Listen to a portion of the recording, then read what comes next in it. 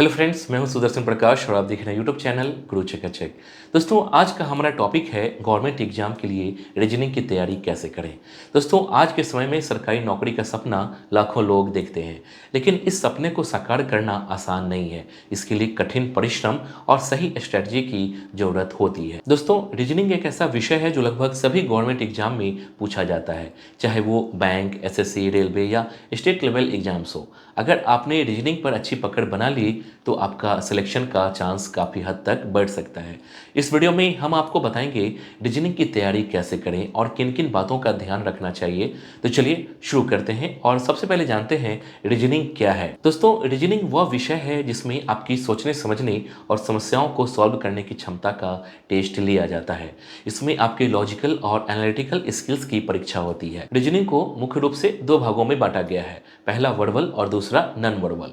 इसमें सबसे पहले जानेंगे वर्बल रीजनिंग के बारे में। इसमें शब्दों और संख्याओं के माध्यम से सवाल पूछे जाते हैं, जैसे coding, decoding, blood relation, direction sense, syllogism. इसके बाद जानते हैं नॉन वर्बल रीजनिंग के बारे में। इसमें पिक्चर्स एंड पैटर्न से संबंधित सवाल पूछे जाते हैं, जैसे series completion, mirror image, paper folding, embedded figures.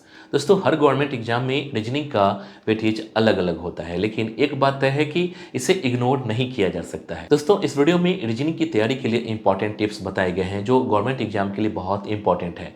तो चलिए शुरू करते हैं और सबसे पहले जानते हैं सिलेबस एंड पैटर्न को समझें। दोस्तों, रीजनिंग की तैयारी में सिलेबस और एग्जाम पैटर्न को समझना सबसे अहम है। सबसे पहले जिस एग्जाम की तैयारी कर रहे हैं उसके सिलेबस को समझिए। उसमें रीजनिंग के टॉपिक्स जैसे वर्बल और नॉन वर्बल रीजनिंग दिए हो गए हैं। इन टॉपिक्स को अपनी प्रायोरिटी के अनुसार बांट लीजिए। दोस्तों, वर्बल रीजनिंग में coding, decoding, blood relations, syllogism और पजल्स जैसे टॉपिक्स आते हैं, जबकि नॉन वर्बल में फिगर्स, पैटर्न और सीरीज शामिल हैं। इसके अलावा पिछले वर्षों के प्रश्न पत्र देखें, मतलब क्वेश्चन पेपर को देखिए। आपको यह समझने में मदद मिले कि कौन कौन से टॉपिक ज़्यादा महत्वपूर्ण है। दोस्तों, एग्जाम पैटर्न को समझने के लिए मॉक टेस्ट और सैंपल पेपर्स को सॉल्व कीजिए। इससे टाइम मैनेजमेंट और क्वेश्चन के प्रकार का अंदाजा लग जाएगा। सही रणनीति बनाकर और सिलेबस को ध्यान में रखकर तैयारी करने से रीजनिंग में बेहतर प्रदर्शन किया जा सकता है। दोस्तों, मैं आपको एक बुक रिकमेंड कर रहा हूँ, एस चैंद की a modern approach to verbal and non verbal reasoning. इस बुक की एक खासियत है कि बुक में डिटेल से एक्सप्लेन किया गया है, साथ ही शॉर्ट ट्रिक्स भी बताए गए हैं। दोस्तों, ध्यान दीजिए कि ये बुक रिवाइज्ड एडिशन है। बुक में series completion, classification, coding, decoding, blood relation, puzzle test, arithmetical reasoning, data sufficiency etcetera दिए गए हैं। दोस्तों, ध्यान दीजिए कि ये बुक एसएससी के सभी एग्जाम, आईबीपीएस के सभी exam, RRB, NTPC group C and D, CLAT exam, IB, AAI exam, UPSC जैसे CSAT and other service exam के लिए इंपॉर्टेंट है। दोस्तों, ध्यान दीजिए कि यह बुक किसी भी एग्जाम की तैयारी के लिए अच्छी है।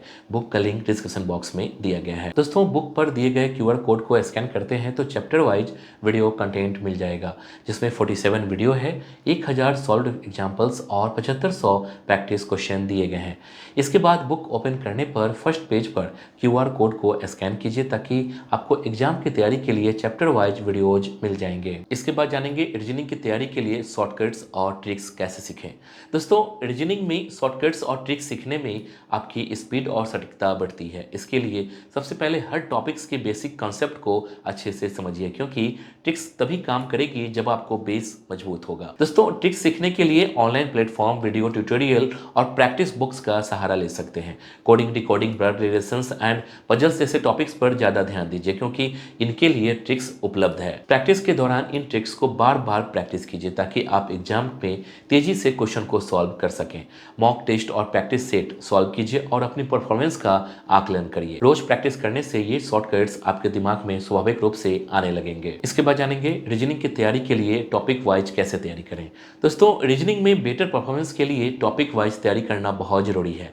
सबसे पहले एग्जाम के सिलेबस को अच्छे से समझें, उसमें शामिल सभी टॉपिक्स की लिस्ट बनाइए। इसके बाद टॉपिक्स को उनकी डिफिकल्टी एंड इंपॉर्टेंस के आधार पर प्राथमिकता दीजिए। दोस्तों, हर टॉपिक्स की शुरुआत बेसिक कॉन्सेप्ट से कोशिश कीजिए।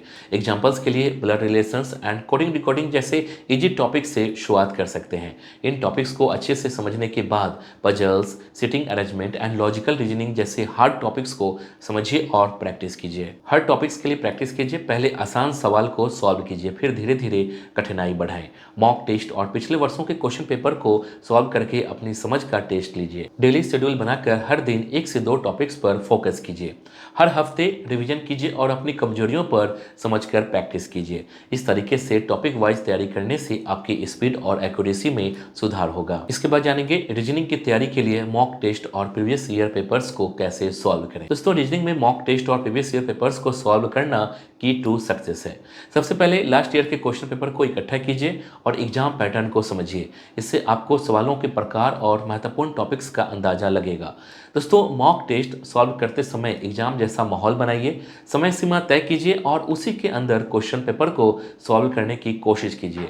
इससे आपकी स्पीड और टाइम मैनेजमेंट बेहतर होगा। क्वेश्चन सॉल्व करने के बाद अपने आंसर का एनालिसिस कीजिए। दोस्तों, गलत आंसर को पहचानिए और उसकी कॉन्सेप्ट पर दोबारा काम कीजिए, मतलब प्रैक्टिस कीजिए। इससे आपकी कमजोरियां दूर होंगी। प्रीवियस ईयर पेपर्स को सॉल्व करते समय ध्यान दें कि कौन से टॉपिक्स बार बार पूछे जा रहे हैं। इन टॉपिक्स पर ज़्यादा फोकस कीजिए। मॉक टेस्ट और पेपर्स के जरिए आप नेगेटिव मार्किंग से बचने और एक्यूरेसी बढ़ाने का प्रैक्टिस कर पाएंगे।